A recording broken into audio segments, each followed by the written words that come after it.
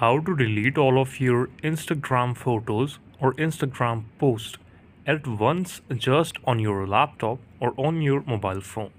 So please open your Instagram on the web. That will be more easier for you. Now I'm opening my browser in front of me and simply search for Instagram here. That is my Instagram account. All of you can see on your home screen here, and there is an option of my profile option. You simply have to go to your profile, clicking on the left bottom of screen.